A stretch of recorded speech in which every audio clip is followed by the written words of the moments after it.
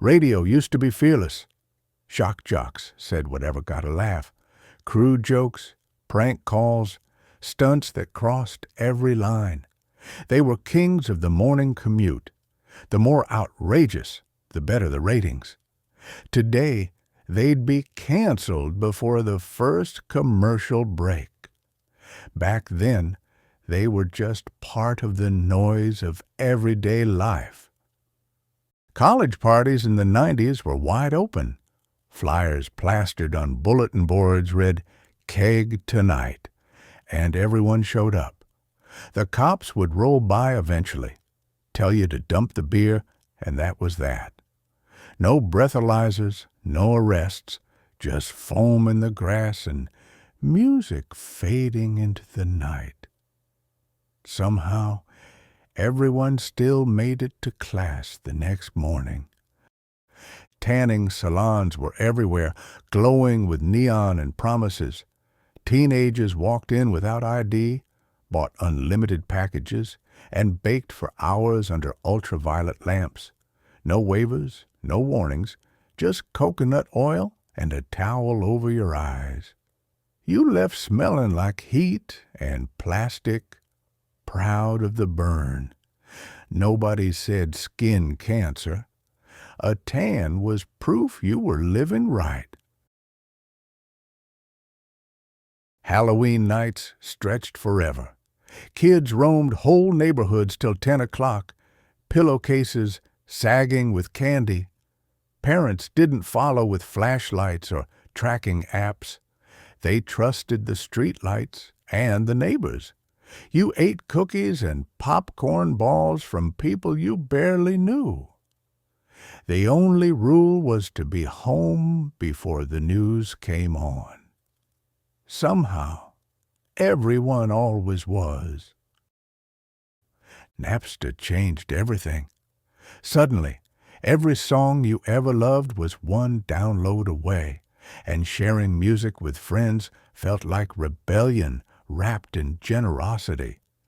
You'd spend hours queuing up tracks on LimeWire, burning mix CDs with your favorite bands. Nobody called it theft, just trading tunes. We thought we were building libraries, not lawsuits. Cities like Los Angeles used to choke under brown clouds of smog, and people just called it a haze. You'd drive with your windows down, eyes watering, thinking it was normal summer weather. The air smelled like exhaust and hot asphalt. Nobody wore masks or checked air quality. We just shrugged and said, "Must be a bad traffic day." Daytime talk shows were full of chaos, real fights, thrown chairs, and producers cheering it on. The crowd loved it. The ratings soared, and nobody asked if it was healthy. It was entertainment, plain and simple. You could flip channels and find Jerry Springer turning family disputes into primetime theater. Big camcorders were everywhere in the 90s, birthday parties, school plays, and random beach trips. People filmed everything and everyone. No consent needed, no one offended. It wasn't creepy, it was curiosity. If you were out in public, you were probably in someone's home video. It felt normal. A generation learning to record life before filters existed. Parents used to drop their kids off at the mall with $20 and a promise to call from a payphone. Hours later, you'd check in, voice echoing under neon lights, then grab another pretzel before heading to the arcade. Nobody panicked. Nobody tracked anyone. You were expected to be smart, not supervised. It was freedom, loud, fluorescent, and somehow completely safe. When you handed your credit card to a waiter, they took it and vanished for 5 minutes. You didn't think twice about it. They'd run it through one of those metal imprinters, chunk, chunk, then return with the carbon slips. No chip, no tap, no identity theft alerts. Just trust, paper, and the sound of that clunky machine stamping your dinner bill. Back then, one Windows CD key was community property. If one kid in class had Microsoft Office, everyone did. You'd scribble the key on notebook paper and pass it around like treasure.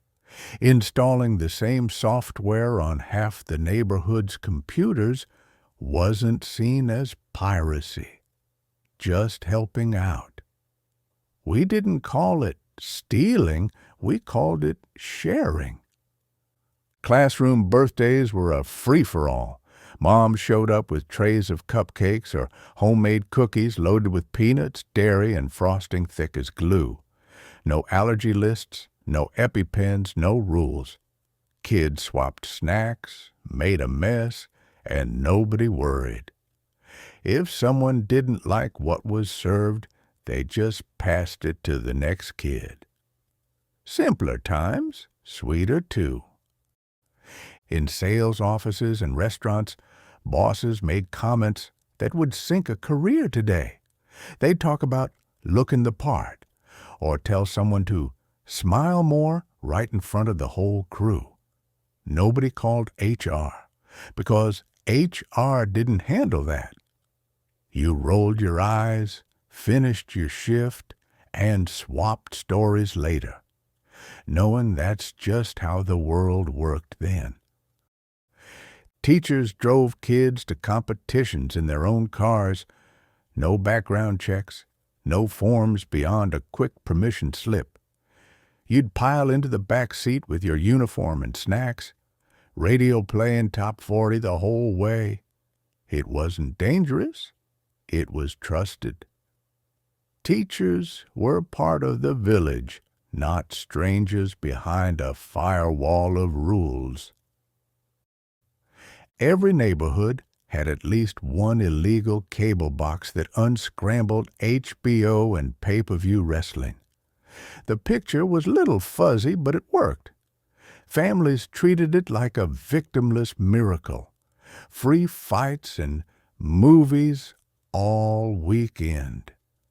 Nobody talked about it openly, but if your living room light glowed blue on a Saturday night, everyone knew what you had.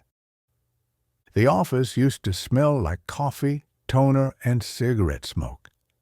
Every desk had an ashtray, and half the managers lit one as soon as a meeting started. Break rooms were gray with haze, the ceiling tiles stained yellow from years of Marlboros. Nobody complained about air quality. They just cracked a window and poured another cup of Folgers.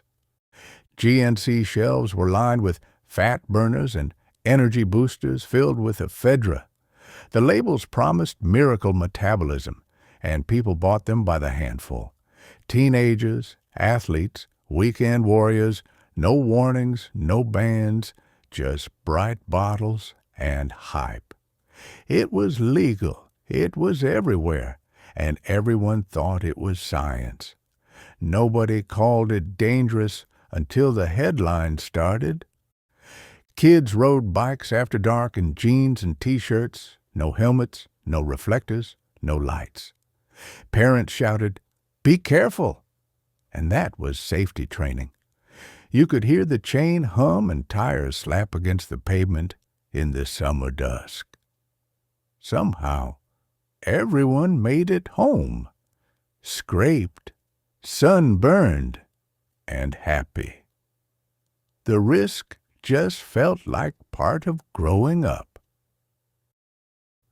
Doctors' offices in the 90s looked like drugstore displays, drawers full of sample packs for anything new.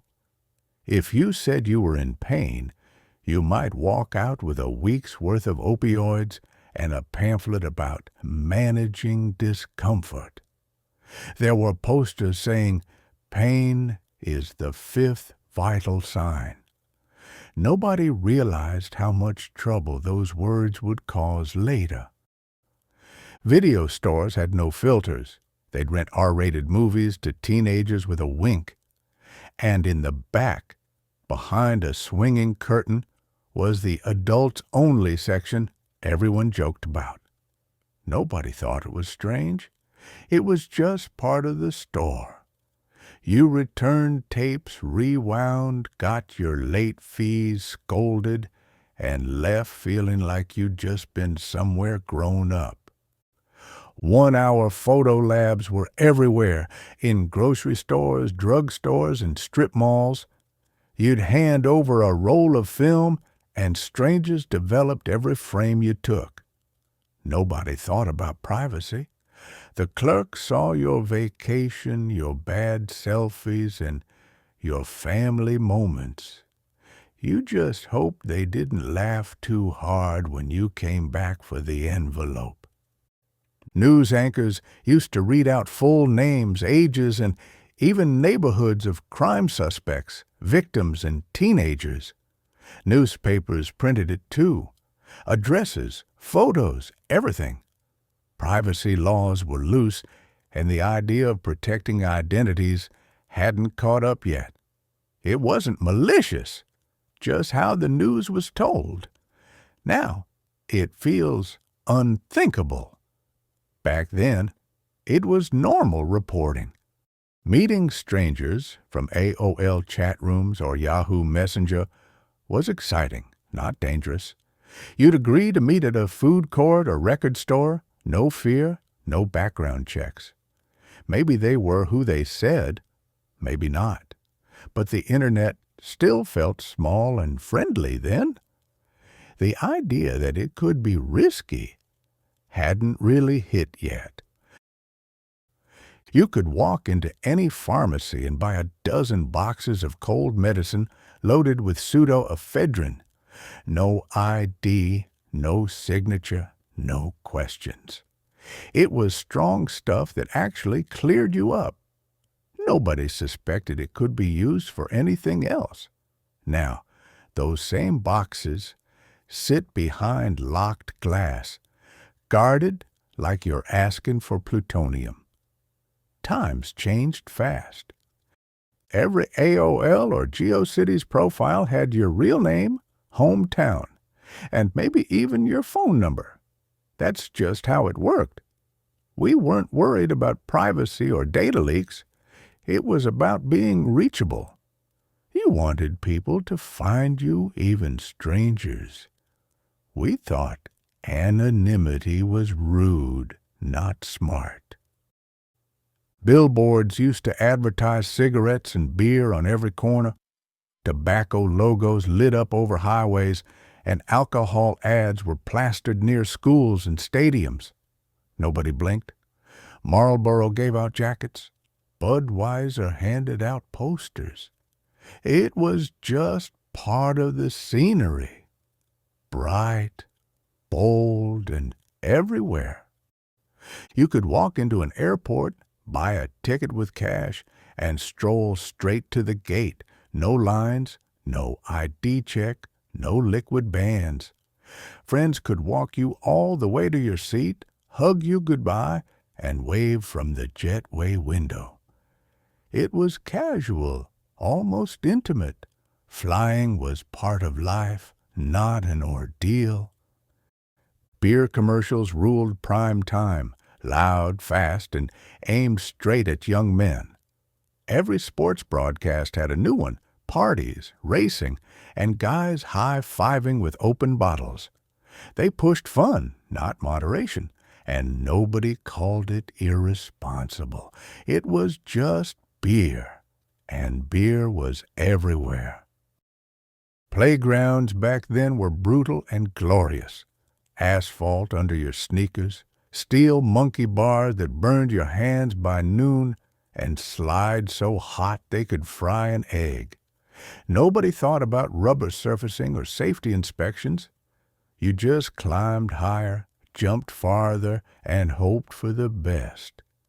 It toughened you up, or at least left a scar to brag about. Company holiday parties used to get wild. Open bars, no drink limits, and get home safe meant good luck finding a cab. No ride shares, no corporate policy, just laughter, spilled champagne, and Monday morning regrets. HGAR didn't hover, and cameras weren't in every pocket. It was messy, unfiltered, and somehow no one thought twice about it. Gun shows in the 90s were like swap meets, tables stacked with rifles, ammo, and memorabilia. Private sellers could do cash and carry deals, no background checks required in many states. It was legal, common, and no one batted an eye. You might buy a used shotgun the same way you'd buy a lawnmower. Shake hands, pay cash, and move on. Back in the 90s, nobody thought twice about faxing documents with full Social Security numbers or salary info. Every office had a humming fax machine in a shared corner, papers sitting in the tray for anyone to read. Privacy didn't cross your mind. It was just business. You trusted coworkers, and the only security was a sticky note that said, "Fax sent." Before September 11th, airports were casual. You could walk someone straight to their gate without a ticket, hug them at the jetway, and watch their plane taxi out. Security was quick. Shoes stayed on, and you could still bring a bottle of water. Families waved from windows. Friends showed up unannounced. Airports felt human, not fortified. It was a different kind of freedom. Every office had one shared computer password written on a sticky note under the keyboard. Everyone used it, nobody changed it, and IT security meant locking your screen when you went to lunch. If you remembered, files weren't encrypted, emails weren't private, and somehow nothing catastrophic ever happened. It was chaos that worked, and we all just trusted it. Banks were looser then. You could open an account with minimal ID, cash third-party checks, and walk out with a fat stack of starter checks printed on the spot. Teller windows were friendly, paperwork was light, and nobody scanned your face or flagged your deposit. Banking ran on handshakes, not algorithms, and somehow it all balanced out in the end. Youth sports were rougher then. If a kid took a hard hit, the coach might give him a sniff of smelling salts, clap his helmet, and send him back in. Concussions weren't called that. They were getting your bell rung. Parents cheered from the sidelines, proud of their tough kids. Nobody thought to pull them off the field for a scan. You could rent a motel room with cash, no questions asked. The clerk handed you a key with a big plastic fob, and that was it. No card swipe, no security deposit, just a bed, a TV, and a door that barely locked. Truckers, travelers, and young couples all used them. It wasn't shady. It was just how road trips worked. Science class in the 90s was basically a hazard zone. Glass beakers, open flames, mercury thermometers, and acids strong enough to burn a hole in your jeans. Safety goggles were optional, and gloves were shared. The teacher stood nearby with a coffee mug, explaining reactions while kids leaned over smoking beakers. Nobody sued. We just learned by trial and error. High school darkrooms were as loose as they come. Trays of fixer and developer sat open on counters, and the smell of chemicals filled the air. Ventilation was a suggestion, gloves optional, and kids worked under red light like tiny alchemists. Teachers trusted you not to spill or sniff too much. Somehow, we made art instead of passing out. Dinner time meant one thing. The phone would ring. Telemarketers had no mercy. Everyone's landline was fair game, and there was no do not call list to save you. You'd pick up hoping it was Grandma, only to hear a cheerful stranger selling vinyl siding. Most folks didn't hang up angry. They just sighed, said, "Not interested," and went back to the meatloaf. Frog dissections were a rite of passage.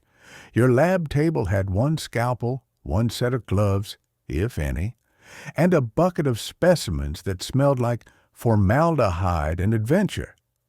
Everyone leaned in close, half grossed out, half fascinated. It wasn't digital or sanitized. You learned anatomy by doing it, and nobody thought twice about where the frogs came from. Behind most apartment buildings sat a rusted metal barrel. That's where the trash went. Old boxes, broken chairs, whatever, wouldn't fit in the can. People burned it once a week, smoke curling over the alley as neighbors chatted. The air smelled like melted plastic and nostalgia. Recycling wasn't a thing yet. You just burned what you didn't need. Seatbelt laws were loose in the 90s. Back seats were optional. Taxis barely had belts, and no one cared if you didn't buckle up for short drives. Kids lay stretched across benches half asleep while the radio played. It wasn't neglect. It was normal. We trusted caution and luck more than laws. Looking back, it's amazing how casual it all felt. Every neighborhood had dogs that belonged to everyone. They'd follow kids to school, nap on porches, or wander into stores for a treat. No leashes, no tags half the time, and no animal control panic. You knew their names, and they knew yours. They were part of the block, living, breathing mascots of small-town freedom. TV in the afternoon meant ads for 900 numbers, psychics, hot chat, or lonely hearts lines. They played constantly, even during cartoons. Kids accidentally called them and ran up $100 phone bills. Parents would lose it, but the companies just kept advertising. Nobody talked about content standards. It was the Wild West of television. Doctors' offices didn't whisper your name back then. Nurses called out your full name, birth date, and sometimes your diagnosis loud enough for the whole waiting room to hear. HIPAA hadn't arrived yet, and privacy wasn't the priority. Efficiency was. You'd nod, stand up, and everyone would politely pretend they hadn't just heard your medical history. Pharmacies handed out your prescriptions in paper bags with printouts stapled right to the side, full name, dosage, and details for anyone nearby to read. Nobody thought twice about it. You picked up your meds, made small talk with the pharmacist, and left. Health information wasn't secret. It was just another errand on the list. If you ran out of quarters at a payphone, you just dial 1-800-COLLECT or 1-800-CALL-AT, reverse the charges, and hope Mom picked up. Will you accept a collect call from Pick Me Up at the Mall? Became a running joke. It was clunky, but it worked. Before cell phones, that's how we kept in touch. Quick, clever, and usually from a phone that smelled faintly of cigarette smoke. Free-range parenting wasn't a philosophy. It was just childhood. Kids walked to the park, rode bikes across town, and came home when the streetlights flickered on. Parents didn't panic if you were gone all afternoon. You were expected to figure things out, maybe scrape a knee or two. It built independence, something you didn't need a parenting book to explain. Celebrity fan clubs ran on paper. You'd mail a letter to a P.O. box and wait weeks for a glossy envelope stuffed with photos, newsletters, and sometimes tour schedules that listed real hotel stops. Stars felt reachable, human even. Before social media, fandom meant stamps, patience, and the thrill of seeing your idol's name in your mailbox.